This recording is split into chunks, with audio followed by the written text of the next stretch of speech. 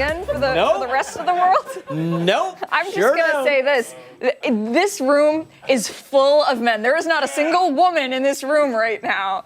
And I am still the coolest one here. That's all I'm going to say about that. It's Thursday morning, 8 o'clock, May 8th. Thanks for being here on ARC Rochester. I'm Abby Fridman. And I'm Dan Schrack. We have a full 2 hours to get through, so let's run down what we have brewing for you this Thursday. All right, so today we're checking out how the Rochester Red Wings are bringing some floral flair to the field. We'll be checking out a little bit of a preview of the upcoming Rock the Lilac Week and what fans can expect from the food to the jerseys to the special promos. I love alliteration. Floral. Ashley. Floral what? Thank you. Floral. Floral flair to the field. Good work, Ashley. We like that. And then later, we are learning more about a partnership between the U of R and the Rochester City School District that's prioritizing children's mental health. We're going to be chatting with a doctor about some of the resources available. And then later, another edition of From the Ground Up. This morning, our resident garden guy, Mark McLean, will be talking lilacs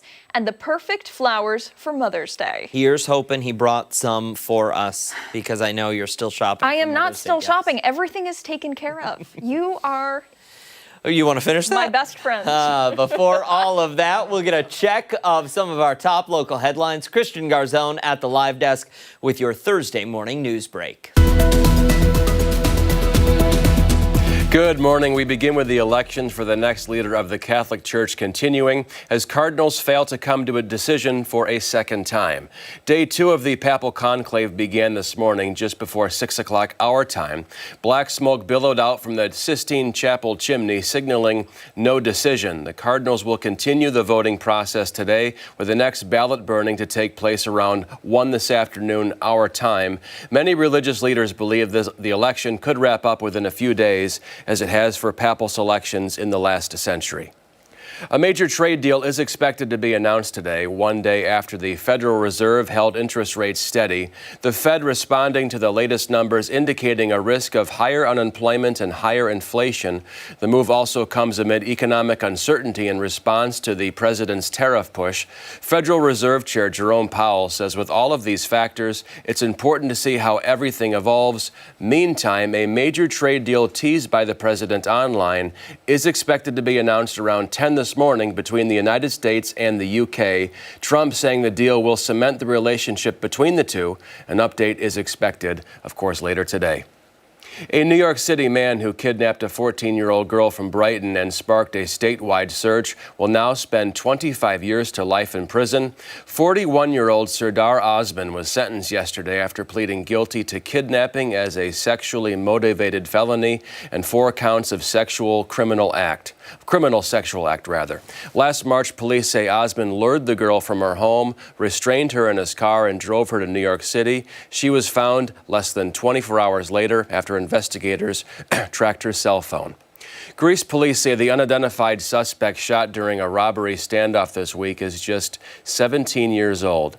Investigators say the teen held up the same convenience store twice, first on April 26 and then again on Tuesday morning. When he pointed a gun at the store owner on Tuesday, the owner shot him in self-defense. The teen was later found on Lake Avenue with a gunshot wound. He's now facing multiple robbery charges. A chaotic scene unfolded at a Rochester bank when police say a man tried to pull off a brazen robbery. Officers say 26-year-old Devontae Petone stormed into the Chase Bank on Monroe Avenue yesterday afternoon, demanding cash, throwing a computer keyboard, and even jumping over the counter. Police say he chased tellers out of the building but failed to open the registers before running off. Petone was caught just a few blocks away and is now facing charges. A violent attack on Rochester's north side has police searching for suspects this morning. Officers say a 54-year-old man was stabbed in the upper body around 9:40 last night near Clinton and Clifford Avenues. The victim was treated for non-life-threatening injuries. Police are asking anyone with information to please call 911. For all of these top stories and any new developments, be sure to visit our website at 13wham.com. Right back to you. All right, Christian, thank you. We'll switch gears now and turn to the forecast. We're seeing some dreary weather out there. We saw the Wham cam not too long ago, and it was covered with those raindrops. It was, but here's the thing. I'm okay with this as long as meteorologist Marty Snyder tells us that by the weekend, in time for the Lilac Festival, those clouds are going to open up and we're going to have blue sky and sunshine. Marty? Yeah, looking a lot better for the weekend. I think some sun for both weekend days. So that's some really good news for the longer term. We're just getting this really not nice weather out of the way early. And that's what we're seeing right now, just that low cloud cover. There you can see that mist as it just continues to hit the camera lens. Really not a full-fledged rain at this point. It's just that mist in the air. But as you can see, it is accumulating pretty well on the lens there. Right now, 43 degrees. And with that breeze mainly out of the northeast and northeast right now, it's really going to be tough to clear out skies any today. I think what we'll see are the clouds lifting a little bit, especially by late morning and afternoon, which may take some of that fog and even some of the drizzle out of the picture. But in general, just the theme is set. It's going to be a chilly afternoon, only near 50 for a high. But then longer term, again, it does get better. Tomorrow, maybe a few breaks of sun by the end of the day, 56 then, probably at least well into the 60s as we head into the upcoming weekend, and then could even nudge 80 into early next week. So numbers move, a little more sunshine works in for the longer term. Just not so nice today, but at least some nicer weather to look forward to as we head closer to the Lilac Festival and even Mother's Day as well. All right, Marty, we like that. Thank you, sir. Okay. Hey, let's go off the top now and start with some of the stories that have piqued our interest this Thursday. I'll kick things off. And I want to talk about a story out of Chicago that feels almost too crazy to believe, but it is real. Picture this. You come home, put the key in the door, and you find someone else living inside your house. They then tell you, oh, we bought your house. And they even show you a deed. But you know you're not crazy. You know you own that house. And then when you call the police, you're told they can't do anything to help and you're going to have to take this to court. Well, that's exactly what happened to Marco Velasquez on Chicago's South Side. His real estate agent called him in a panic, saying there were strangers living inside his vacant property. Velasquez rushed over, found a couple living there, claiming they own the joint. And even though their mortgage document they showed Velasquez turned out to be suspicious, police say, police still couldn't remove them because of local laws. So what did Velasquez do? Well, what any sane homeowner would do. He moved back into the house with the squatters. Oh my gosh. So he calls up his friends, brings over some sleeping bags, and they camped out in the living room while the squatters stayed in one of the bedrooms. After a night spent under the same roof, the squatters demanded $8,000 to leave. Oh my the gosh. house. This is where it gets really infuriating. Velasquez ended up having to pay them $4,300 in a cash for keys deal to vacate the property and just get back what was his to begin with, his home. And here's the kicker. Weeks later, one of the squatters was arrested in yet another squatting case, now facing burglary, forgery, and trespassing charges. Velasquez says he never thought this could happen to him, but it did, and it's really shining a light on some very real loopholes within property law. But you have to wonder, if you can prove you own a house, why does it take this much fighting to get back inside? And why on earth should any homeowner have to pay someone who never belonged there in the first place to get out? Really and truly. Yeah, like, I would lose my mind. One, come home, find Joe Schmo and his family held up in my house. Oh, no, we live here. No, you don't. And then two, to have to give them money to leave. I wouldn't be as calm as Mr. Velasquez. I would lose my mind. Yeah. I totally would. Now, the property was vacant, so was he planning on moving in? Is that what it was? No, they were selling that They were selling that property. Okay. Very bizarre. Yeah. And also, just wrong. Yeah. Like, really, really. Well, and I've seen stories like this in cities across the country where someone comes to, a house that they're selling or a house they just bought or a home to their home, and there's people living there, Yeah. and, oh, no, this is our house now. And because of some squatting laws in some cities, nothing you can do. Yeah. Can't get them out. There was a house that we really liked when we were looking to buy here. and it was up for auction, and we were very, very interested. Beautiful house, liked the location, and they were like, yeah, the people are refusing to leave. So it would get messy if you wanted to put in a bid on it, and it was so disappointing. We didn't want to fight that. We were like, all right, there's that seems like too much of a hassle. It's already stressful enough buying a house. You don't want that battle too. You're already going to war. Yeah. It's crazy. It's infuriating. I would love to know how this plays out, but this just happened. So we'll have to, follow it and see what happens next. If they get their money back, if they do end up taking these two people to court. Yeah. A lot of questions. Yes. A lot of questions. All right, we got to move on to my story now. I'm personally really passionate about this topic, and if you've listened to our traffic reports in the morning, especially when the weather is nice, you've probably heard me say something like, keep your eyes out for motorcycles, right? That means a lot to me, specifically. My husband used to have a motorcycle. He sold it a couple years ago, but there are so many riders in our area who break out their bikes as soon as the weather gets nice. There's a certain kind of worry that goes along with having a loved one who rides. Even if they follow the rules of the road, stay alert, and respect other drivers, that doesn't mean that everyone else will. I want to show you this video. Just a warning, it is disturbing, so be advised. Ashley, let's see if we can play it. It was captured on Highway 26 in Oregon. You'll see a young man named Corey on his motorcycle waving at a blue Kia, and then he is hit, intentionally swept by that vehicle. There it is again. This is a blatant act of road rage, a deliberate act. Doesn't even hit the brakes. The driver just takes off. The impact was so violent that the clutch lever from Corey's bike went straight through his steel-toed boot. He was thrown 250 feet, which is nearly 20 car lengths. The fact that he survived this is truly a miracle, and he suffered a concussion and some serious road rash, but thankfully no broken bones, no serious internal bleeding. Part of that is thanks to a good Samaritan who stopped to help when nobody else did. The alleged driver, Samir Helio Pazo Filho, has been arrested. Here's the reality, though. Motorcyclists are some of the most vulnerable people on the road. According to the National Highway Traffic Safety Administration, motorcyclists are about 28 times more likely to die in a crash than passenger vehicle occupants. Nearly half of all motorcycle fatalities involve another vehicle, and many of those cases involve driver negligence or aggression. Now, we don't exactly know what happened before the crash. Maybe Corey got cut off. Maybe he was almost hit. You saw him waving a finger at the other driver. If you've ever been on a bike or you know someone who has, you know how exposed you are, how quickly fear can switch into panic or even anger.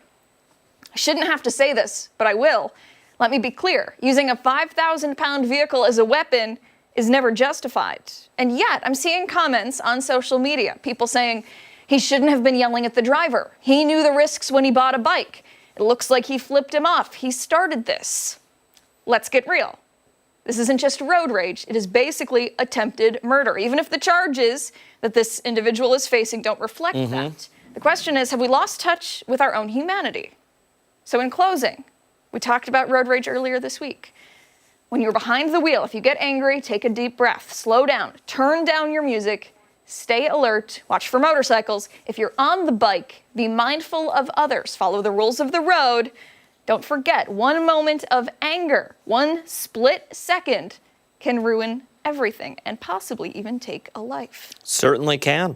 That video, when I saw it yesterday, my jaw hit the floor. And I said it the other day, people forget that they are driving a massive piece of machinery.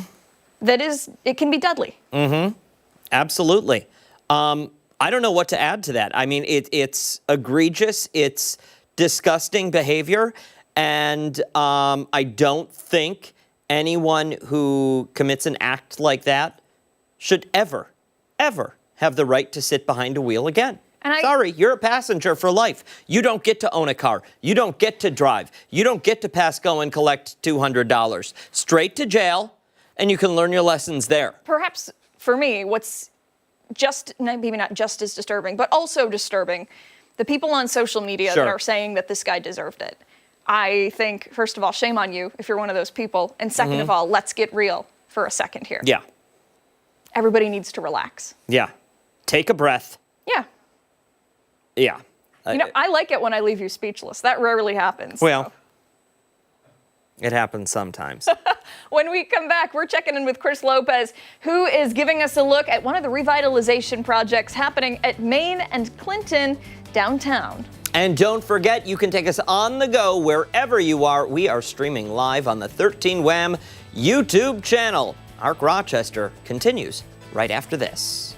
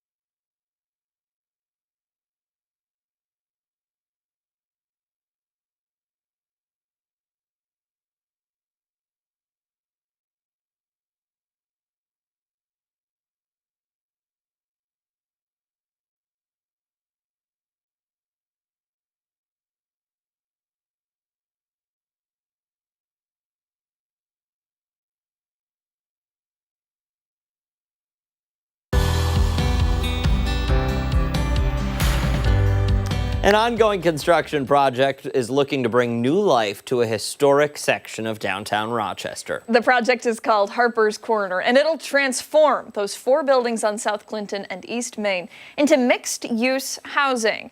Chris Lopez is live there this morning, giving us a look at the progress on the project and how things are coming along. Chris, do you get to keep the hard hat when this is all over? No, I do not keep the hard hat at all. I'm just gonna, this is on lease to me essentially as I'm walking through the building. And right now we're in one of the retail spaces here at the bottom floor. And this is just going to be one of the 4 retail spaces. So this can be essentially whatever you can imagine. And it can be combined with the room over to my right. It can be a standalone. And then I wanna show you guys something out here just to kind of give you a sense of direction. This out here is going to be Main Street. You have a lot of construction going on right now, but this is essentially where we're at. You have across the street to the left the Democrat and Chronicle building, but we are pretty much in the heart of downtown Rochester right now. And upstairs is where one of the 11 apartments we were in the last hit. And I want to bring in Lindsay and Shannon this morning to talk more a little bit about some help that you guys received that was pretty critical. And I want to start there. This is Shannon here, and you really helped kind of essentially, you guys were at the goal line and you essentially pushed them across with the tush push, if you will. How did you guys at One Rock help them out? Sure. So One Rock is the intermediary for an effort called the Regional Revitalization Partnership. It's a private-public partnership between the state, Ralph C. Wilson Jr. Foundation, and local philanthropies here. So we're investing in small businesses and commercial corridors, workforce development, and placemaking, and this fit right into our small business and commercial corridor. So we were able to come in, bring that last mile funding, and help make it a reality. And that was about, what, $1 million? The whole project in itself is just short of $13 million. That last $1 million really help them out with essentially not delaying the project, if you will. Right, that's exactly right. This project is incredibly complicated. As small as it is, it's very expensive to do historic preservation. It's difficult to combine 4 buildings in the middle of a downtown area. There's a lot of restrictions here in place, and we had to rely on a lot of partners, including the RRP folks and One Rock,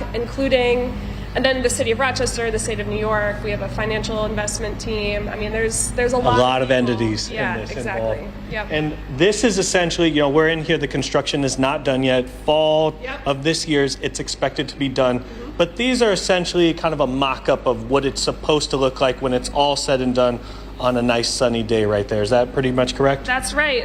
It's going to be a really beautiful corner once it's done. It's already looking so much different than the billboards that we might have been used to seeing over so many years. Yeah, and this is essentially a timeline, right? Exactly. These photos up here show, really what a hustling and bustling corner this used to be, 1940 and 1930.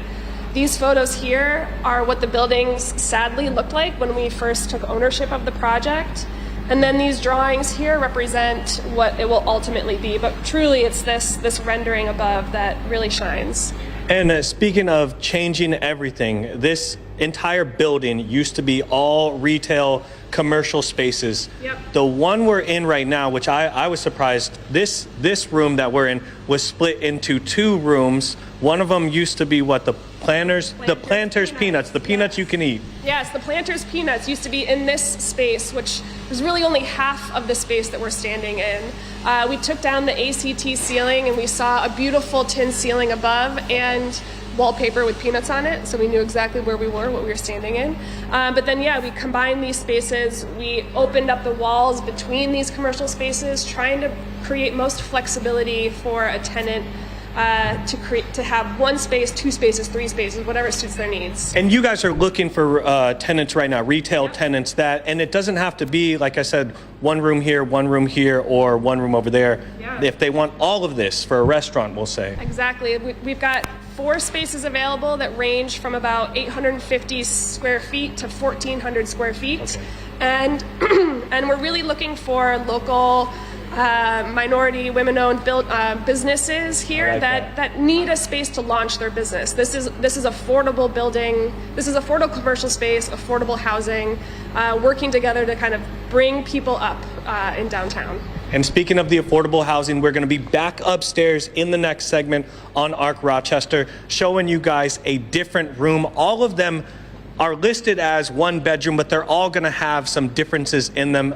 Wait until you see that here on ARC Rochester. Back to you guys in studio.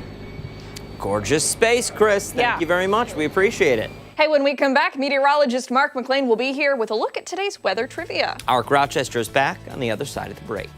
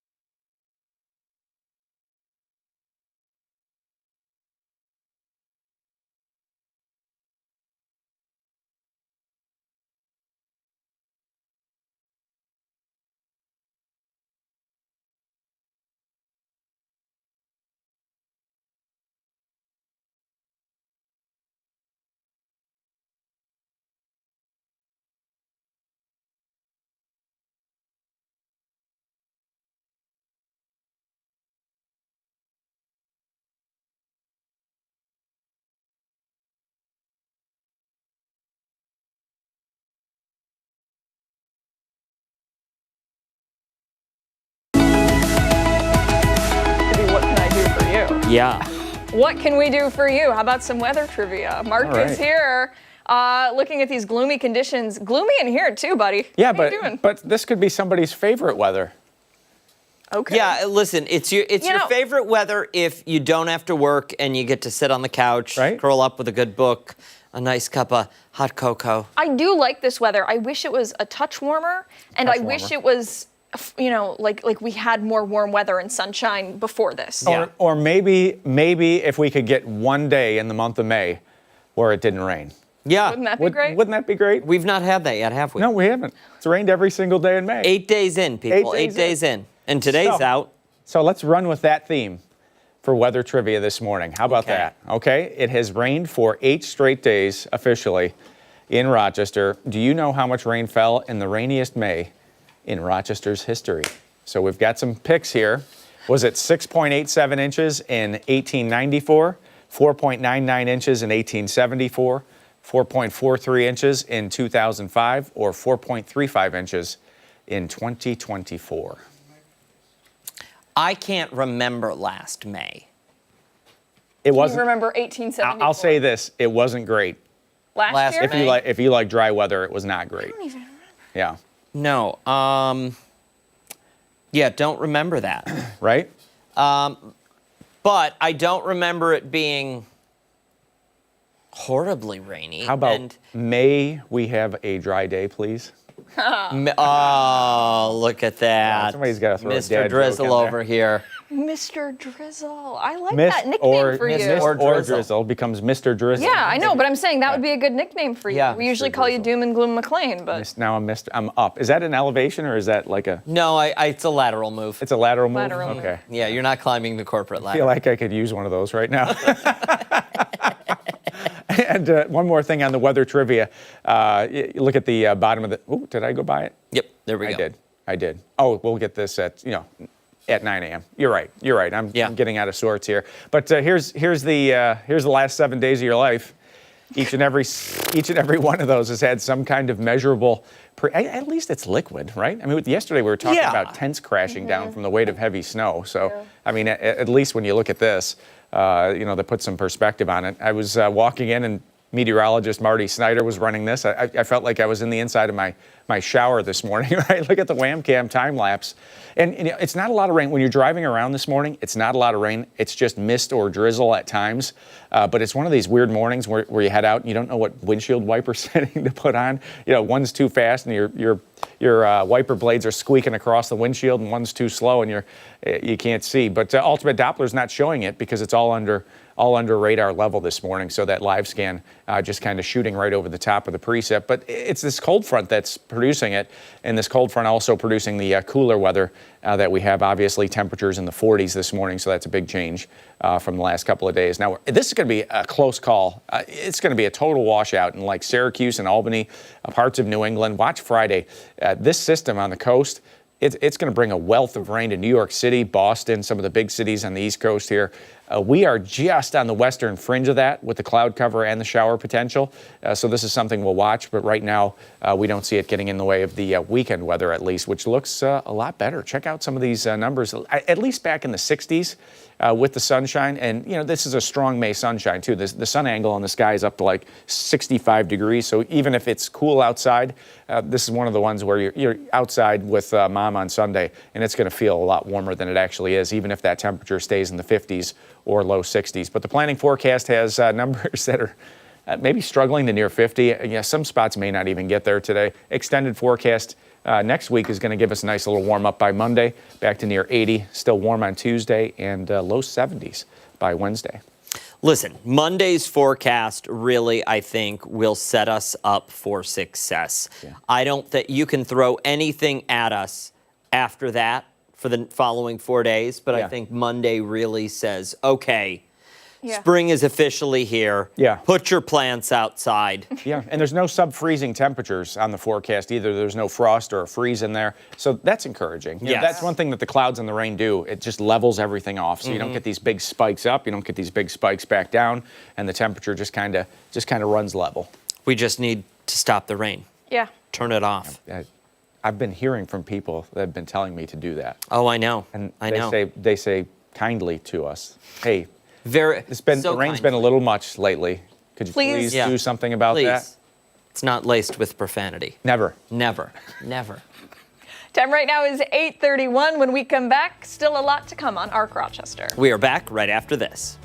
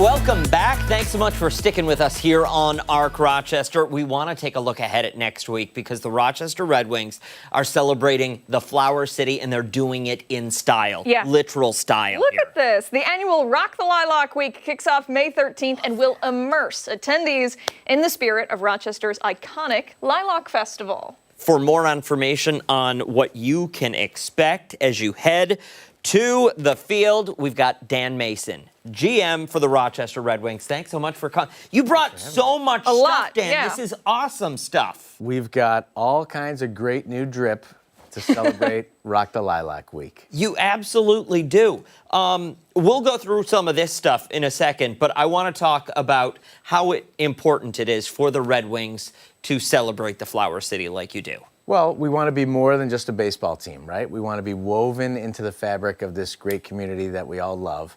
And anytime that we can partner with another iconic brand in our community, we're all for it. So last year we came up with this concept to Rock the Lilac. The players will be wearing these hats and these jerseys on the field every game for this entire homestand, May 13th through the 18th.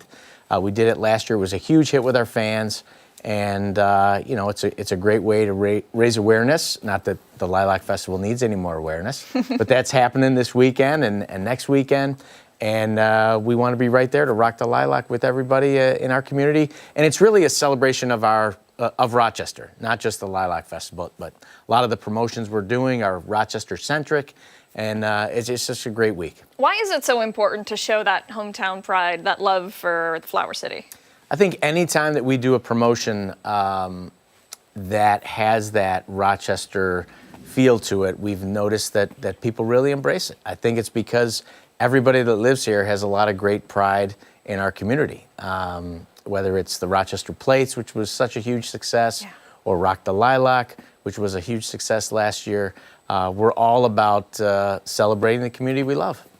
I mean, it's really incredible. all of the great stuff you do. Let's talk about some of this swag, though, because you guys do the way you shift brand, but it's all Red Wings all the time. But, you do those theme nights. You guys do such a good job. So talk us through some of what you've got here. Sure. Well, Tuesday is half-price tickets on May 13th. Wednesday, we're going to be giving away these beautiful, giving away. Did I say giving away? You said giving away. These are free. They're free? Free to the first 1,000 fans, courtesy of our pals at Greater Rock. So this is on Wednesday, May 14th. Thursday night is a college night, and then with a happy hour with $2 beers. Friday night, we're giving away this cooler bag. You can put your favorite beverage in here. Yes. Who knows what's in here right now? I'm not sure.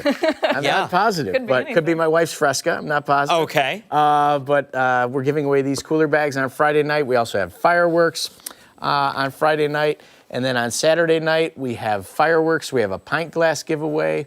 And Bruce the Bat Dog will be fetching bats. Yes! On Saturday, May 17th. Oh, Bruce, love that. And then on Sunday, kids can run the bases with Spikes and Mitzi. Wow. Really? Yes. That's really incredible. I'm wondering, are you guys going to be set up at all at the Lilac Festival? We are not going to be, because we have games. Said we're too busy. We're doing everything else. So, but fans can go online and check out all the great Rock the Lilac merch at redwingsbaseball.com, or obviously the team store will be open all day next week. Who comes up with all of this stuff? We actually partnered with the on-field items. The Washington Nationals came up with a cherry blossom jersey a few years ago as part of their City Connect uniform. So coincidentally, we had been talking to somebody at the Nats, and they said, hey, if you ever want to do something with the Lilac Festival, I can help design that for you guys. Oh. So the person that designed the Washington Nationals cherry blossom uniform helped us with our Rock the Lilac, and she did an amazing job. And then from there, our great team, just kind of comes up with different designs that we think that people will love. And a lot of the Rock the Lilac stuff that we came up with, it really doesn't say Red Wings on it in many places. Yeah. True. It's more of a celebration of Rochester. Which really is incredible. What do the players think of all of this swag and all of the gear? Because it changes frequently, which is, I'm sure, really cool for them. But especially when it's something like this. What do they say when they see these jerseys? They love it. Yeah. Because it's very unique. There's not many teams in baseball that wear a jersey with a flower on it. Yeah. And this color scheme, you know? Yeah. So when we brought these out to the guys, they really embraced it. They love wearing this stuff, and they want to look cool like everybody else. And, it doesn't get much cooler, though, than rocking some lilacs. That's right. Right? Exactly. One more time for somebody sitting at home, they want to learn more about the swag, they want to get tickets, where do they go? redwingsbaseball.com, or give us a buzz for tickets at 423-WING. Love it. Dan Mason, thanks for your time. Thank you so much. We really appreciate it. Time right now is 8:39. When we come back, we are checking in once again with Chris Lopez, who's learning more about progress on some downtown construction. Yeah, and don't forget, if you're headed for the door, take us with you. Arc Rochester is streaming right now on the 13 Wham YouTube channel. We're back right after this.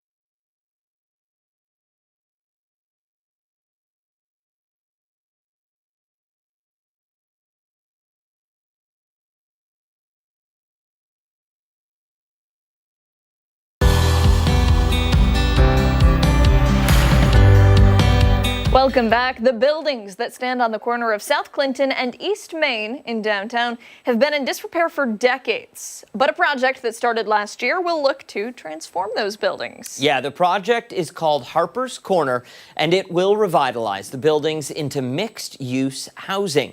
Chris Lopez is live there for us this morning, giving us a tour of what we can expect.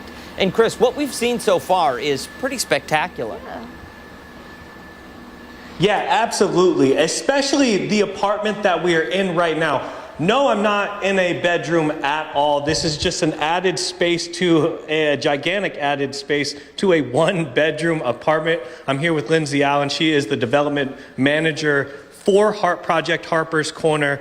Tell me a little bit about this room and this apartment in itself. Gorgeous windows out, we're gonna get to that, but this spot is huge. Yeah, so these buildings are long and narrow. You know, so we had to get creative. And what are we going to do in the backs of these apartments where there's no natural light? So a lot of these have bonus rooms, an office, a den, a family room like this one, and it just provides a lot more flexibility. And even though we can't necessarily call it a bedroom, it's just an awesome bonus space. Yeah, essentially a living room in here. And I want to walk over here, but while we're walking into this area, that area was built horizontally versus vertically, and that we were talking about Lincoln logs essentially. Yeah. So historically, that den is part of a different building. Okay. We opened up the wall to create a space back here for this particular apartment, but originally it would have belonged to a different building. Okay. And then over here is going to be the bedroom. Yes, water heater is going to be included. Open closet, a walk-in closet on top of, like I said, that room could serve as a bedroom, but you have the bedroom right here. And you mentioned also city code or state code. Yep. The sunlight has to get through from the windows into that in order for it to be a bedroom. Correct. So all of the apartments here have these shortened walls to allow that natural light to reach the bedrooms. And then we're in the kitchen area over here. And then we have the beautiful windows so you can see outside of downtown. But I want to get into, we haven't gotten into it yet.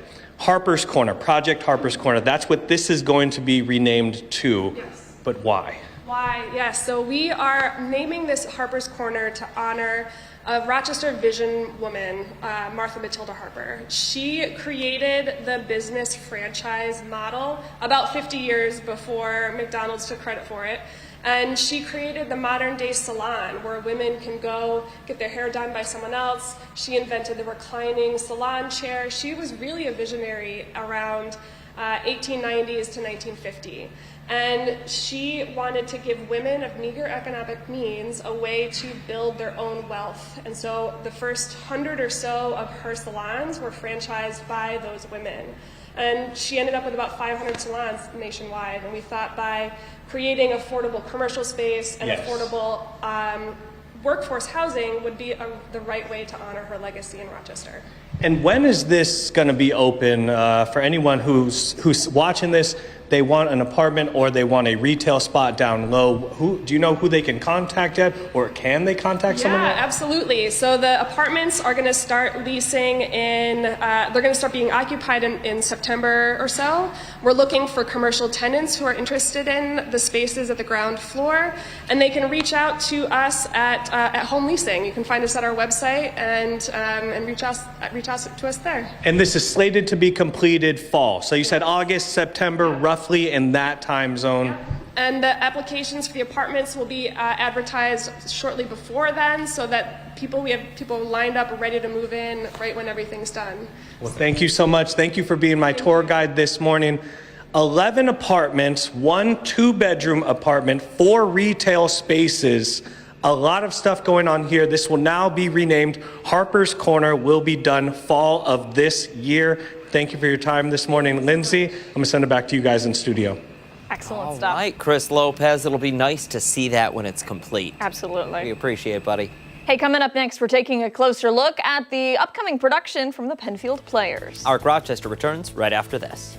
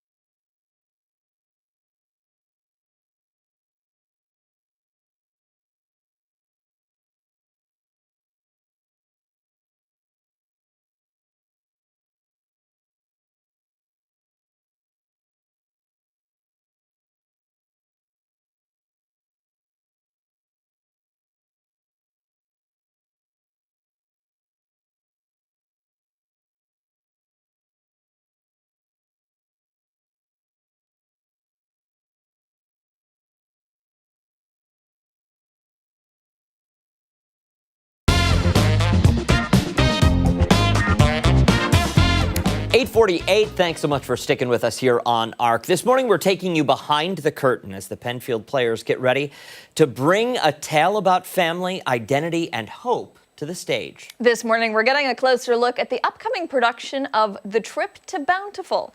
For more, we're joined now by director Tim Stuff and cast member Amy Canfield. Good morning to you both. Good morning. Give us the overview of what this play is about. It's a sweet, poignant family tale. It follows the story of Carrie Watts, played by Amy Canfield, who lives with her son and daughter-in-law in the city in Houston, and she just wants to get back to the small town where she grew up, and it sort of follows her odyssey across Texas and all the people that she meets on her journey. And talk to us about that journey that you take the audience with.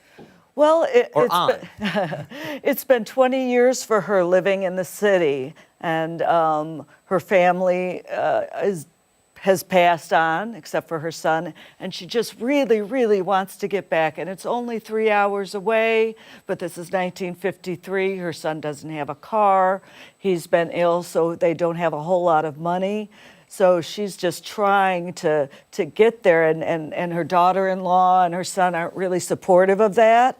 So she's just trying to escape. She's trying to get out of the house and sneak down there. And it's very difficult to do because she's kind of an older woman with not a lot of resources. How do you like the character? Do you enjoy it? Oh yeah, she's fabulous. She's really determined, she's resilient, but she's living with somebody that doesn't treat her with the respect that she feels she deserves. So she's been kind of downtrodden, and she's just not feeling herself, and she really wants to feel herself again.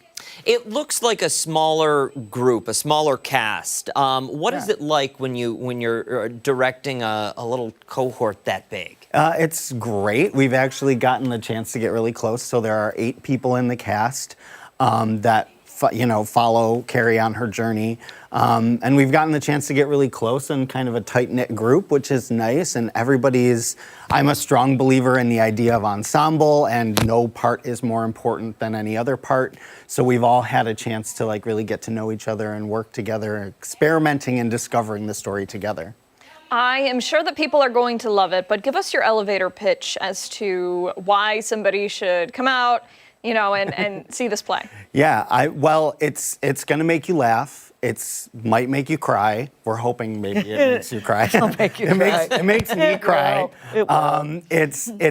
There's something in it for everybody. There's some character that you're going to relate to, or some moment that you're going to feel a connection to, be it reminding you of your mother or your grandmother, or of your own struggles, feeling stuck and not being able to get back to where you feel the most yourself.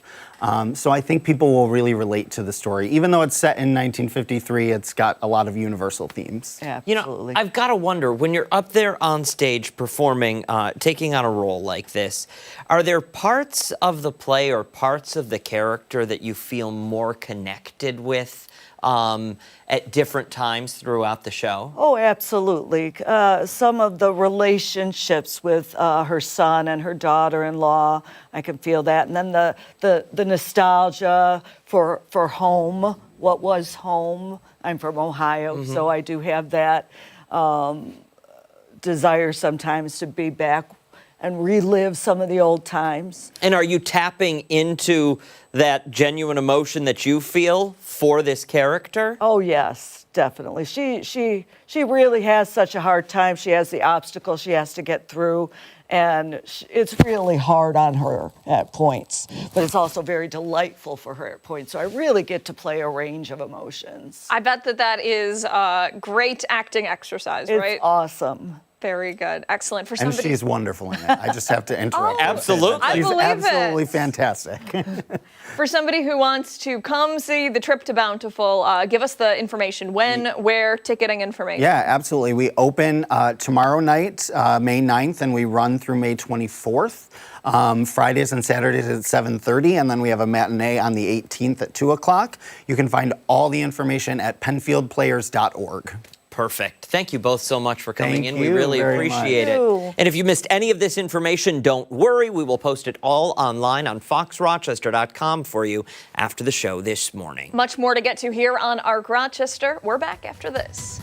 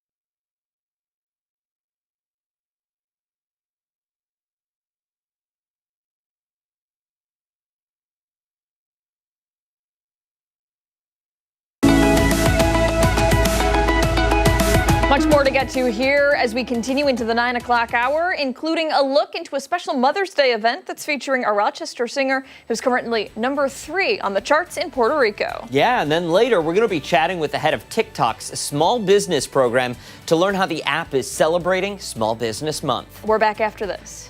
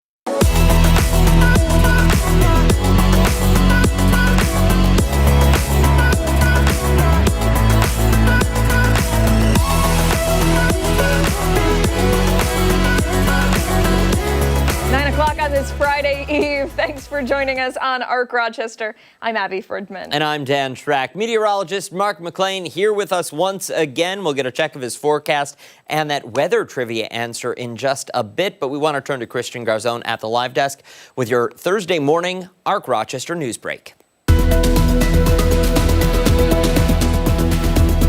Good morning. Here are some of the top stories we're following this Thursday. The election for the next leader of the Catholic Church continues as cardinals fail to come to a decision for a second time. Day 2 of the papal conclave began this morning just before 6 o'clock our time. Black smoke billowed out from the Sistine Chapel chimney, signaling no decision. The cardinals will continue the voting process today with the next ballot burning to take place around 1 this afternoon our time. Many religious leaders believe the election could wrap up within a few days, as it has for papal selections in the last century. A major trade deal is expected to be announced today, one day after the Federal Reserve held interest rates steady. The Fed responding to the latest numbers indicating a risk of higher unemployment and higher inflation. The move also comes amid economic uncertainty in response to the president's tariff push. Federal Reserve Chair Jerome Powell says with all of these factors, it's important to see how everything involves here. Meantime, the major trade deal teased by the president online is expected to be announced around 10 this morning between the U.S. and the U.K. Trump saying the deal will cement the relationship between the two. An update is expected, of course, later today. A Geneva police officer responsible for providing drug abuse resistance education is facing serious charges, accused of selling drugs while on duty. Ontario County Sheriff David Serencione announced the arrest of Officer Michael Tapscott. The 13-year-old police veteran is charged with criminal sale of a controlled substance and official misconduct. Investigators say they got a tip last month telling them Tapscott, in uniform and driving a marked patrol car, allegedly sold a generic form of Adderall to a man at a local business. Tapscott was arraigned Wednesday morning. New York taxpayers could soon foot the bill for lawmakers' legal fees. A proposal in an appropriations bill sets aside $10 million for outside legal services. This comes as Attorney General Tish James faces a Justice Department probe accusing her of mortgage fraud. Her office says she plans to use both private and state funds for her defense. The state budget is still more than 5 weeks overdue. Tomorrow marks the start of one of Rochester's biggest events. The 127th annual Lilac Festival kicks off at Highland Park tomorrow at 10:30 in the morning and runs for 10 days through the 18th. You can expect free music, great food, and thousands of blooming lilacs. For parking, the main lot on Elmwood Avenue opens daily at 9:30. A second lot at the Golisano Institute is open on weekends and offers a $5 shuttle service. For all of these top stories and any new developments, be sure to visit our website over at 13wham.com. Right back to you. All right, Christian, thanks. We'll get to the forecast now and the answer for today's weather trivia. Yeah, kind of a rainy May, right? Yeah. Kind of a downer if you don't like the rain. But the trivia center's on that today, so check it out. We're talking about Trivia Center. I like it. That's right. That's right. How much rain could we have in Rochester during the month of May? Not traditionally our rainiest month. August and September would be our rainiest month. So that's 6.87 in 1894, 4.99 inches, 1874. 4.43 inches in 2005 and 4.35 inches in 2024. So, all right. Hey, could we turn off Christian's microphone, please? That'd be great. Thanks. I'm going big here and going with A. I think that is the response. That's a big number for this time of the year. Yeah, listen, but I'm going with it's not on the board for no reason, unless it is on the board for no reason. Abigail, and I know we have responses. I'm going to go with B. Okay. 4.99? Yeah. Okay. We have some guesses. Oh. Julie. Wow. Everybody's on board with this one. Julie, Deborah, Ruth Ann, and Mary all said A. All said A. Wow, okay. You know why they said A? Because it's the answer? Because they were Wow. right. 6.87 inches in 1894. Now, this is before the Mount Morris Dam and some of the flood control measures that we have in the area today. So this would have caused a great deal of flooding, especially south of Rochester, Scottsville area. That area would have flooded out pretty pretty well with something like that. But, rainfall so far this May, even though we've had rain every single day, it's only 1.85 inches. So areas east of Rochester, I understand, you've had more soakers than that official city number. You've had more than 3 inches in Wayne County, Ontario County, Yates County, but the official sensor is at the airport, and that's where we keep track of the stuff. So you say only 1.85 inches. Is that because you're thinking we could still see that number climb substantially? It's not going to climb a lot more, at least in the next week. So large high pressures coming in, so that's going to give us 3 or 4 days to dry out, which is nice. We'll get some sunshine going for the weekend. It's nice timing for Mother's Day. And then middle of next week is probably our next chance, some thunderstorms there. So doing pretty good. Listen, I like that. Yeah, but for the muddy paws? Not great? Ooh, that's Great. right. Not great. Well, no, listen, it's the muddy paws forecast. Of course, we need to see some muddy paws at some point. We will. And these guys like it. That's right. And 13wham.com/chime in. We would love to see your doggy's picture on TV, especially if it's a mud-covered, dirty, just not on my floors. Just not on my floors. That's the worst. Or the couch. Or the couch. That's right. That's the worst. Or the That's carpet. the worst. But the forecast today, wet paws. Tomorrow, if you're east of Rochester, could have some wet paws there and then drying out for the weekend. Take the pup for a walk outside, get to the park. It's going to be nice by Monday. We're back to near 80. So that photo sent in from Nicole, this is what it looks like outside right now. 43 degrees. Ceiling, by the way, is the cloud height above the ground. And that means basically it's like you could reach up and touch the clouds. They're so low and in the sky today, 800 feet. Northeast wind at 12. Visibility is officially at 3 with the drizzle and mist that's coming down, but radar overscanning it, not seeing it on the radar. I just wanted to show you that wham cam picture because that's the only spot that seems to be showing it, although when you walk out, you'll feel it. And it's a cold front that's sliding southeast of Rochester that's giving us that chance for a few spots of mist and drizzle across the area. Some of the showers down towards Cleveland are drifting to our southeast. But the nice part, again, later today, we'll start to clear things out a little bit overnight. And then watch this little coastal system. This is a close call. Areas out towards Syracuse, eastern New York State, this is going to be a total washout for the end of the week for Friday and New England. Look at that system move up through New England. It's going to hang around a little bit Friday night with the cloud cover, but Saturday, high pressure moves in. So your weekend weather starts to look a little bit nicer. We'll see temperatures back in the 50s. I like that, Mark. Yeah. Nice. That looks good. A little touch on there for the Lilac Festival. Upper 60s. And Sunday's high temperature may be a bit deceiving. If we get a lake breeze going, we may have to knock that number down a bit. But again, it's going to be a sun-filled day either way. So it always feels warmer than it actually is this time of the year with that sunshine. 50 is going to be a tough threshold to get to today. The normal high is in the upper 60s. So that's like early April right there with the temperatures. But the extended forecast will bring back the warmth and no overnights below freezing, which is something that's great for the fruit tree farmers. You don't want to see cold temps sneaking in, and we've got our garden segment coming up at 9:30. We're excited about that too today. We're going to have a groundbreaking and meet the construction team that's going to build Look at that. Panel 13 from the ground up garden boxes, our raised beds. We like that. Yeah. It's going to be a lot of fun. And the forecast, all in all, not that bad. At least this weekend, there's some chance to dine al fresco. Yeah, it could be a lot worse. Mom. Yeah, you could take it outside. Absolutely. We've had a lot worse. I can remember some Mother's Days where there was flurries in the air. I mean, not great. Yeah. We'll take sunshine and temps near 60. A little mud never hurt anyone.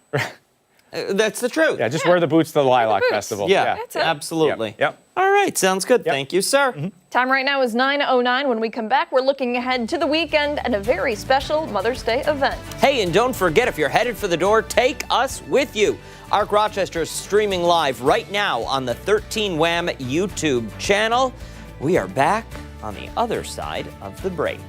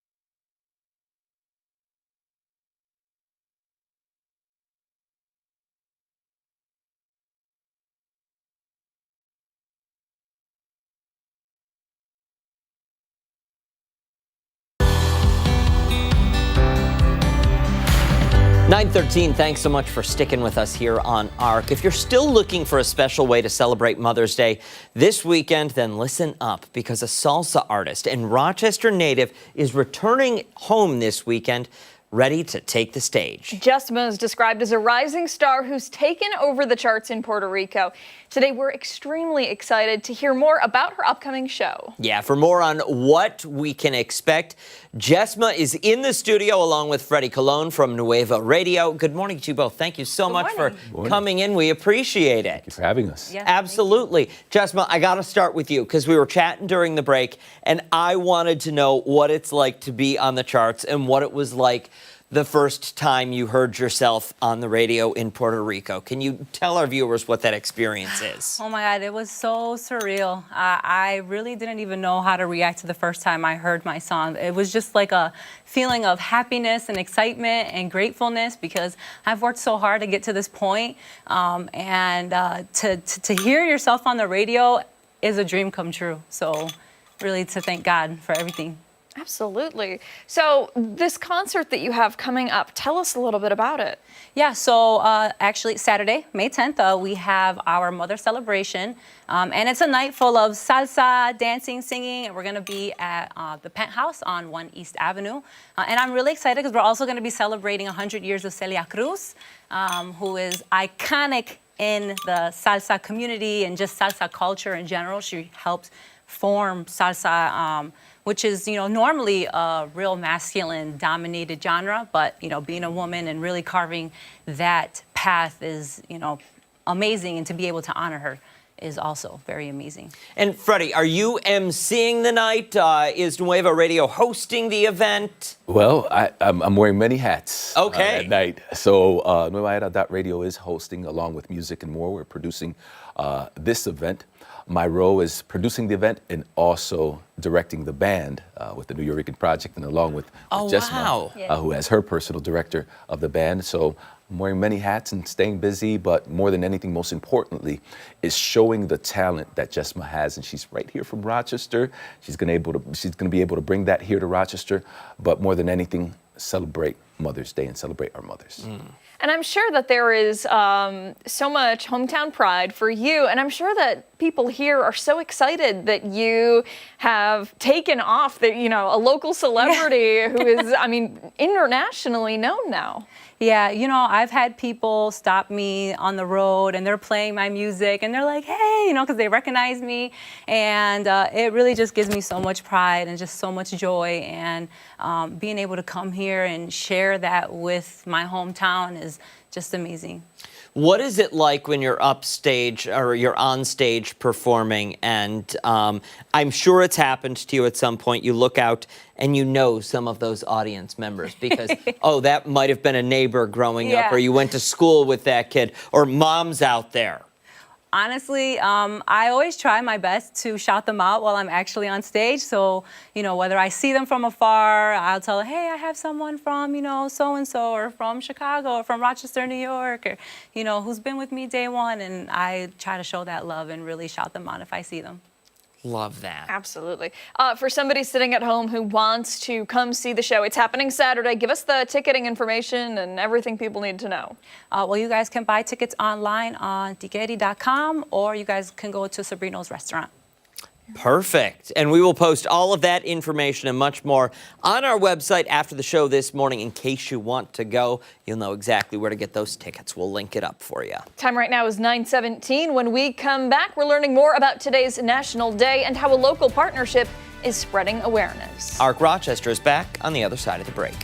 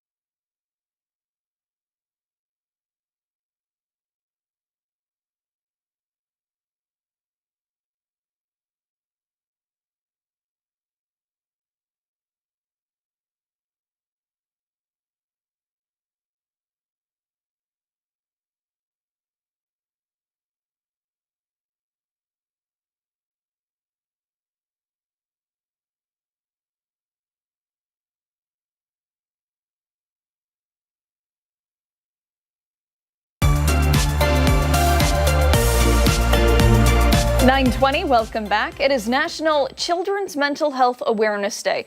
And this morning, we're shining a light on ways that both families and schools can support kids who may be struggling. Yeah, joining us this morning is Dr. Melissa Heatley, a child psychologist with U of R Medicine, to share more on the signs to watch for, how you can help, and details on a local initiative and some of the services for our community. Thank you so much for waking up and coming in. We really appreciate it. Thanks for having me here. So let's dive right in. For someone sitting at home, a parent of a young child sitting at home who's concerned or maybe wondering if their child is struggling with a mental health issue, talk to us about those signs they can look for. Yeah, we know that more kids are struggling with their mental health than ever before. And it's 1 in 5 of our kids are having a difficult time that's significant enough that they might need help. What you might look for as a parent is a kid who has really shown changes in their mood. They're more tearful than usual.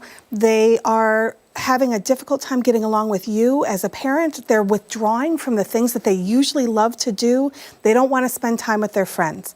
And we're looking for a change over the course of 2 weeks or more. When we see this every now and then on a day or two, it's not as big of a concern. But when we see consistent shifts for 2 weeks or more, then that's when you might want to start to reach out for help. I'm interested to know, when it comes to, let's say, older children, still children, but getting older, how do you tell the difference between maybe some hormonal changes and there actually being a problem? Or maybe they go hand in hand. Yeah, adolescence is a really critical time in child development. We see that teens, as they become 10, 11, 12, 13, start to want to spend more time with their friends, less time with their parents. You start to become less cool as a parent. Absolutely. And so that's developmentally typical. And also, we know that adolescence is a time where a lot of mental health challenges start. Kids may be more withdrawn. They might feel bigger emotions for longer periods of time. And that is also to be expected. But when you're seeing a kid who is stopping doing the things that keep them healthy, they don't want to go to school anymore. They don't want to play with their friends anymore. They don't want to go to soccer, and they love soccer. That's when you should start to get worried. If they're a little more frustrated with you than usual, if they're a little more annoyed, that's normal. But if your relationship is starting to blow up and you're having big fights, start to get concerned. Normal for them, a little bit of a tough pill to swallow for mom and dad in some of those situations. Absolutely. So now that we know some of the signs and symptoms to look for, what services and supports are there out there for families who see their child struggling? Yeah, we are very fortunate in the greater Rochester community that we have professionals available in a lot of different settings and environments. When parents see that their kid needs help, the first thing they need to do is talk to their kid and say, I am noticing something's going on. What's up? Help me understand. And then they need to communicate that they hear their child when they're struggling. I hear that you're not feeling well. And say, we can get you help. There is hope. Our educators in the greater Rochester area are really well equipped to understand child development and to help you know whether something is going wrong. Our pediatricians in this area as well have been trained very effectively at how to identify signs and symptoms of mental health concerns. And both our schools and our pediatric offices have really great resources to help you, whether that's connections to a therapist, a school-based group, or even care within your pediatric primary care office. All of those can be helpful. There are a lot of people that may be thinking, all right, my kid just needs to tough it out. Like, what would you say to them? I would say that you really want to listen to your kid. If they are coming to you and saying, I am struggling, or if their behavior is telling you they are struggling, you want to listen to that. And you want to really pay attention to your child's health and wellness. And be proactive. The earlier you intervene to support your kid's mental health, the better the outcomes are going to be.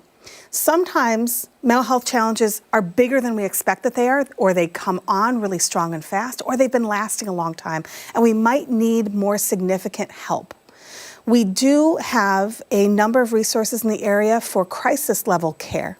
And we're really proud to share that UR Medicine has opened the first pediatric behavioral health walk-in clinic called the Brighter Days Pediatric Mental Health Urgent Care.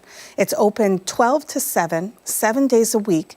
And for kids who are experiencing a mental health crisis who don't have support already, they can walk in and get care right there. We're running short on time. I do want to talk about, though, the initiative with the Rochester City School. Oh, I am so proud of our partnership with the Rochester City School District. And we were recently highlighted for their transformative village approach at the New York State What's Great in Our State celebration.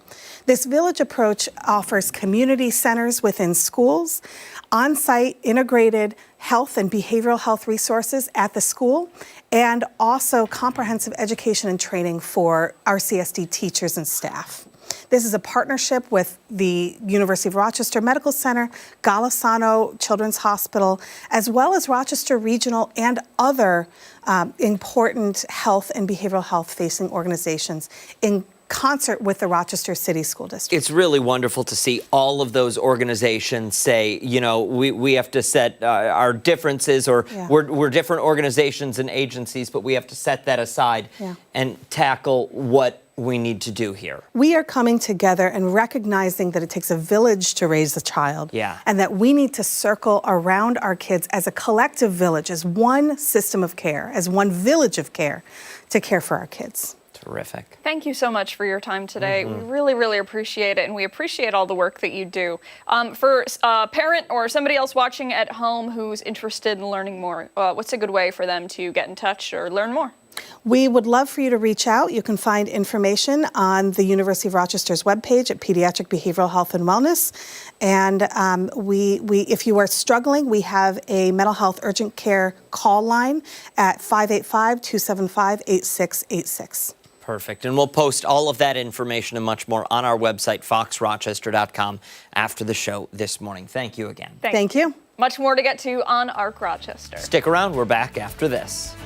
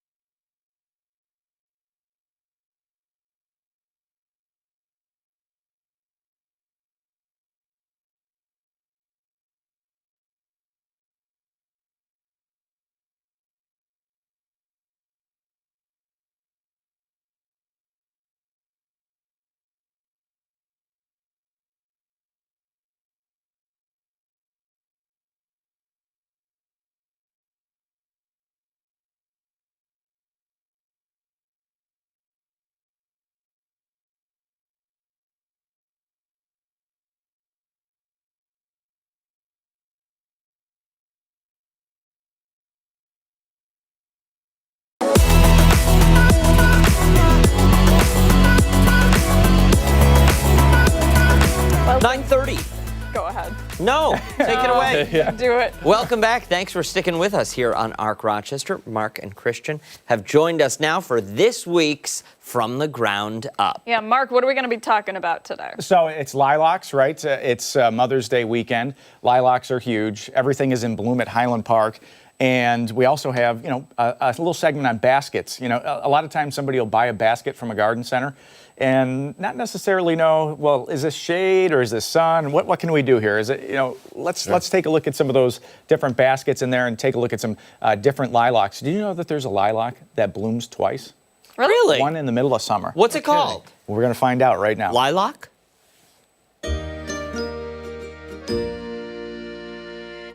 It's spring in Rochester, and spring in Rochester means lilacs. Nick, it looks like the lilacs just came in. Boy, are these fragrant. Can we talk about these?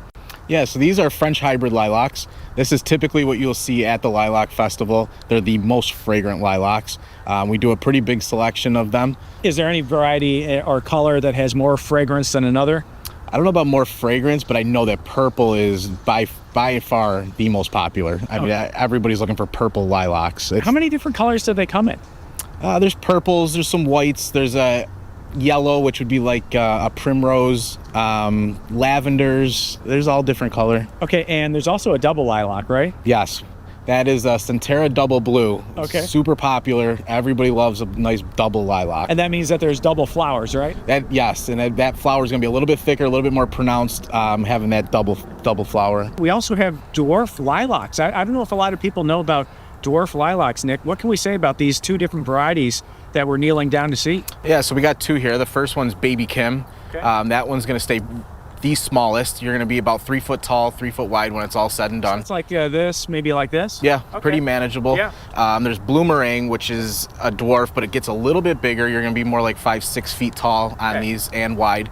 And the real big selling point on these is that they bloom twice. So you typically will get a multiple bloom cycles on them. After that first cycle, which is during regular lilac time, you'll get a second bloom some point in summer, typically about midsummer. Well, you just saw all the beautiful lilacs for Mom for Mother's Day. Maybe you've got some other ideas as we head towards Sunday. I've got Reed Martell here with me from the Garden Factory, and look at all these beautiful baskets behind us, Reed. Can we talk about some of the different flowers, maybe which ones are good for sun, which ones are good for shade, and general care of these beautiful plants that you guys have grown? Yeah, so we got lots of options here. Geraniums, lobelia, ferns, everything. Geraniums love sun. Okay, so this is a sun lover, right? Yep. They're a little bit of labor. You do have to deadhead the flowers, but they will bloom all summer. Yep. And then we have a lobelia, great one for full sun. Look at this. Look at the color on that. That's just beautiful right there. How about our ferns? I see a lot of ferns hanging from porches and around the house outside. Yeah, they love shade. Love shade. Yeah. Shade lovers. Yes. Do not put these in the sun. Right, yeah. We also have another shade lover right here, as I know. Yep, fuchsia. Yep. Love the shade as well. Keep blooming all summer. It's beautiful. So these flowers just keep going and going. Yes. Oh, that's really something. And then you have your begonias. Another shade one as well. And this one comes in different style leaves too, right? Correct. Okay. Correct. There's a waxier type? Yep. There's a couple different ones. Yeah. This is a ragger begonia. It's a little more upright. We do have a dragon wing begonia, which the dragon wing begonias do love sun. Okay. And last but not least, these two down here. I'll bring them both out at the same time. Let's talk about these two. Yeah, calabricoas, they're great, sun-loving. Their flowers deadhead themselves, very low maintenance. And New Guinea impatiens, another good one for the shade. What would you say is the biggest seller, the most, the flower that gets out of here the fastest? So those two right there, New Guinea impatiens and calabricoas, they do the best. Good for shade and good for sun. You're talking to Mom for Mother's Day. What do you say to Mom? You put your heart and your soul into all these plants. What do you have to say about that for all the moms coming in here? Oh, it makes me happy that I'm able to put a lot of smiles on a lot of people's faces. And one other thing that we wanted to talk about, Reed, you guys really can do anything with any of the plants that you have here in the greenhouse. What do we have here? So these are some of the custom planters that we make on site. We try to do all different color configurations, but if you do see something or want a different color, we're able to do that too. So if Mom sees 2 or 3 plants out here in the greenhouse, says, I want a planter of this, I want it to look like this, you guys can put it together right here at the plant station? Yeah, right here, we do it all.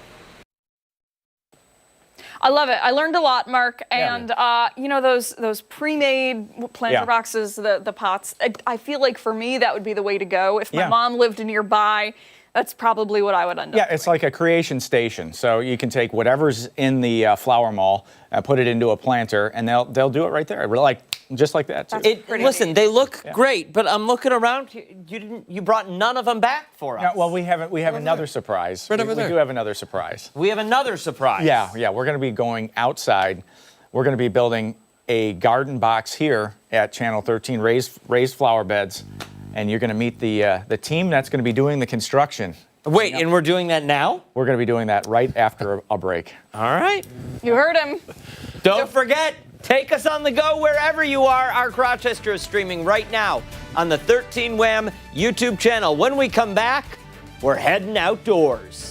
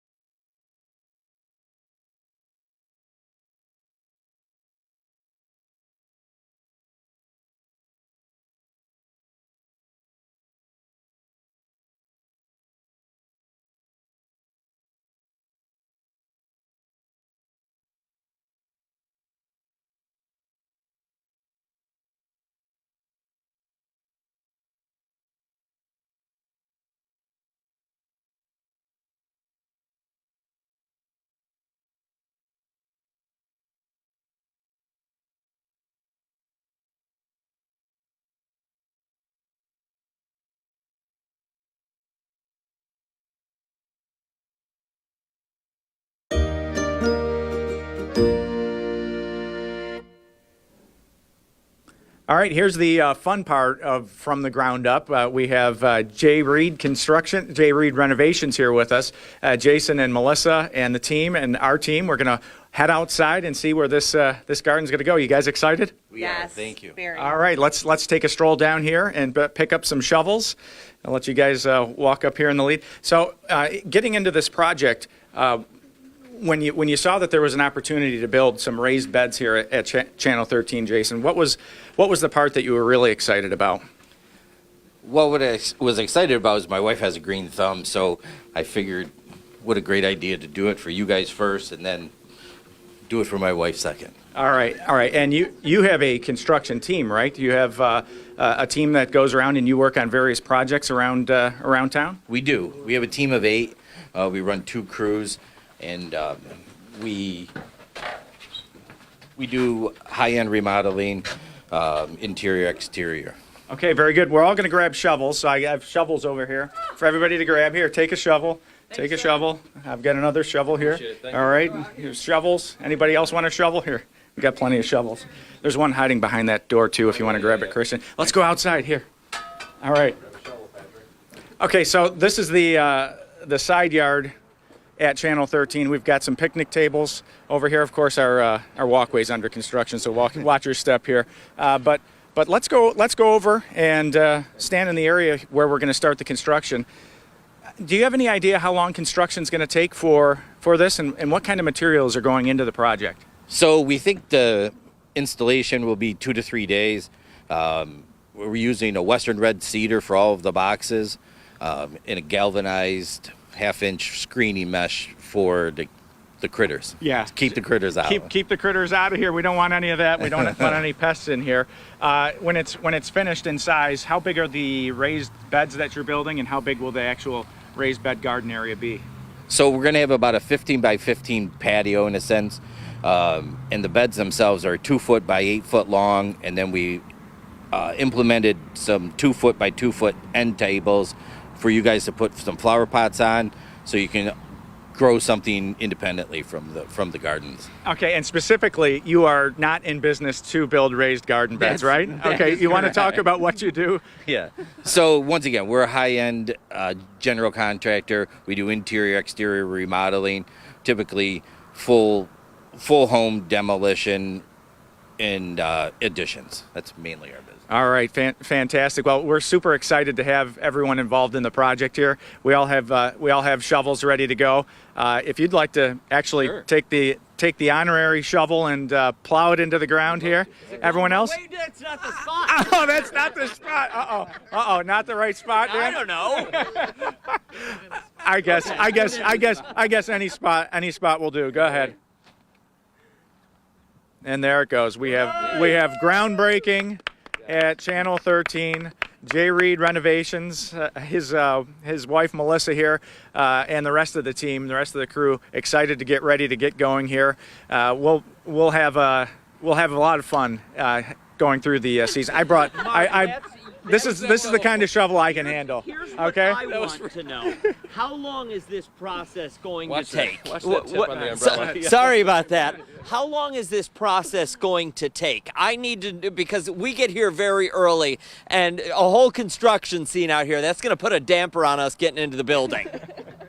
Yeah. So again, I think it's going to take 2 to 3 days. You know, we're pre-manufacturing the boxes right now, so that's going to take about a week to do. We're actually going to head there after this just to take a look at them, but 2 to 3 days, I think we'll be in and out. 2 to 3 days, I think we can handle. McLean, here's the question for you. Right. What are we going to have planted in this garden? So at least one of the raised beds, we're going to have spots for the morning crew. We're going to be growing whatever you want to. We're going to go. Garden Factory is going to hook us up with the plants, and we'll let you put whatever you want to grow in your spot. Pineapples. Pineapples might work. You know, if we can keep that temperature up just enough. By any chance, do you guys have heat lamps too, or? No? We can provide them. We can provide.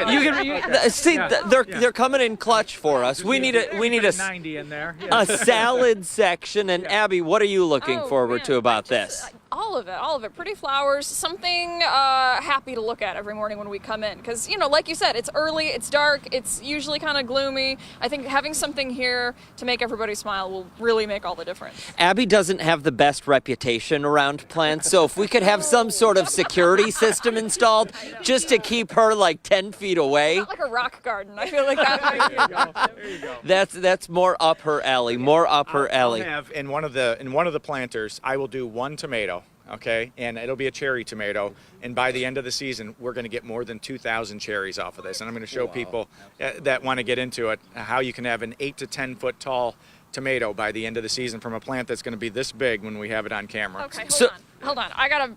So are you promising 2,000 tomatoes from this one? We could count them if we wanted to. All right. The Great Tomato Contest. I think at the end of the summer, we need to keep a tally, and we need to find out if Mark actually grew 2,000 tomatoes from one single plant. Well, listen, I think we should do that, and I think you at home should help. Before Mark starts planting stuff, I think we need to come up with a list for you at home if you want to take part and build your own garden at home.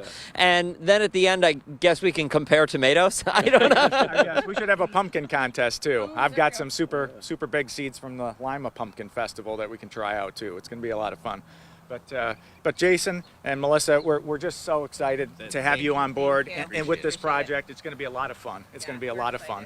Yep. It is going to be a lot of fun. A lot of summer days, hopefully, a lot of segments out here in the near future. Thank you, guys. Give them the shot. I guess you guys want to start now. I don't know. Keep digging. Go for it.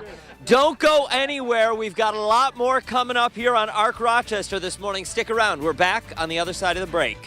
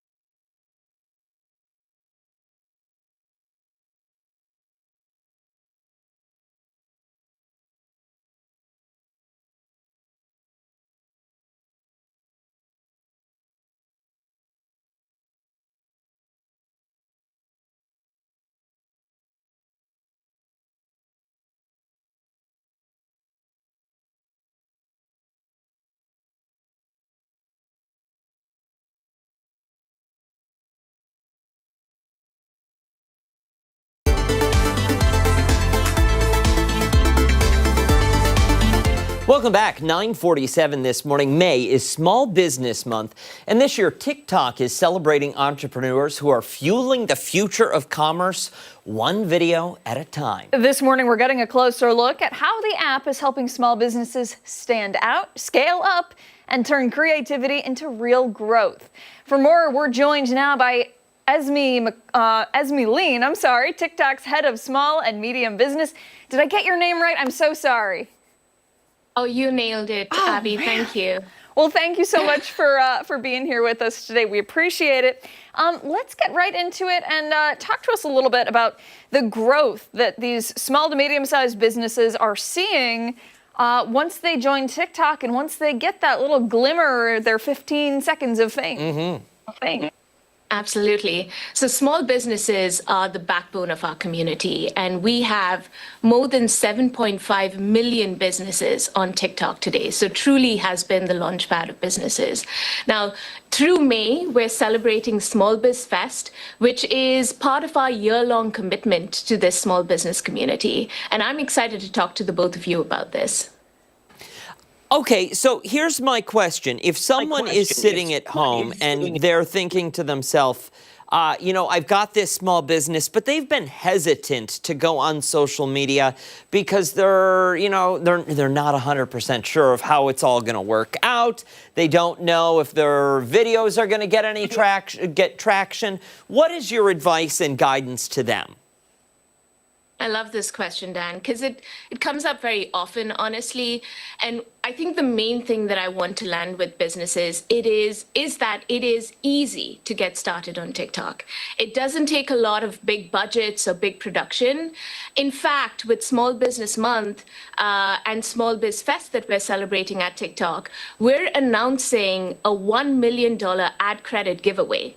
Now, this is supposed to help businesses just get that head start. So if you're a small business and you haven't, for whatever reason, tried out TikTok, here's your chance to do that. It's super easy to apply. You go to TikTok Ads Manager and set up your account using your business email. Then go to TikToksmallbizfest.com. That's TikToksmallbizfest.com and sign up. And we're going to be announcing the winners in summer. But on this website, you will be able to get access to a ton of resources, including how-tos, stories of other businesses that use the platform, etc. And for the community, we're also celebrating a shopping festival on the platform. So you will be able to shop small businesses on TikTok all through May. I'm curious to know if there are any businesses in particular that do really well advertising on TikTok. Oh, every business can do well on TikTok. But let me tell you about one of my favorite stories. I get to talk to a lot of businesses every day. One of my favorite stories is out of New York, is called Little Sweet Treat. Now, Ellie Belly Eats is how she goes on the platform, but Ellie Ross started her business in New York with the intention of bringing candies from around the world, from countries like Sweden, Spain, and Germany to the US. And she got to TikTok and started talking about how it was a struggle, honestly, to get started as a small business owner. And she shared a lot of her videos and content.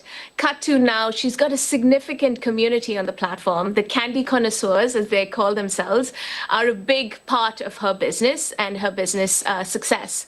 In fact, just 9 months after starting her first store, she set up her second at the Rockefeller Center. And I'm super excited about her third store, which she's opening up just this weekend in Boston. So TikTok truly works for all businesses. And, this is just one of the stories that, tells us just what it means for a business to get on the platform, tell their story, and see the value out of, TikTok. I love that it's getting there and telling the story. And one more time, just as a reminder for someone, again, who might just be hesitant about all of it and they think to themselves, I don't even know what the video should be about. What should they do for their first video? What's the guidance there? So don't worry about this. This is what I want to tell everyone. If you're a business and you have an idea and you haven't tried TikTok, here's your chance. All through May, we are celebrating Small Biz Fest, and that means you can come onto the platform, sign up, set up your business, and we will be there to help. We have half of the American population on TikTok today. As a business, this is where you want to be. So get on board, and we're here to help. Love it. Esme, thank you so much for your time today. We really appreciate it as TikTok celebrates Small Business Month. One more time for somebody who's sitting at home, give us the promo, the overview of what they can take part in. So it's the TikToksmallbizfest.com, and they can participate in the $1 million ad credit giveaway. Love that. Are we allowed to sign up? Oh, absolutely. Okay, Let's good. do it, Dan. We're normally told we can't take part in the contest, so we're signing up for this one. Esme, thank you so much for your time. We really appreciate it. Thank you. Have a good day. You too. When we come back, our final thoughts this Friday Eve. We're back after this.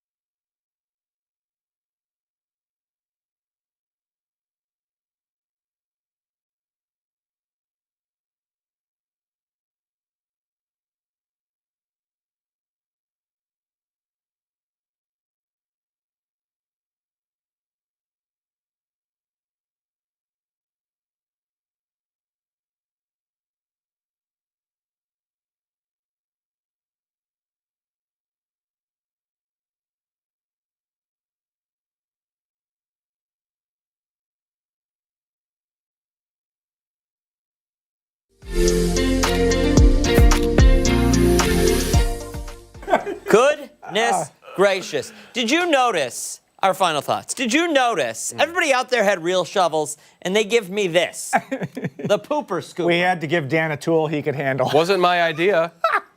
Wasn't my idea. Oh, that was. We don't even have a dog. Well, maybe we'll get one. Is this for Lucky or Golden or whatever the puppy's name is? Indy. What was What it? is her name? Indy. Indy. Yeah, Indy, yeah. Oh, yeah.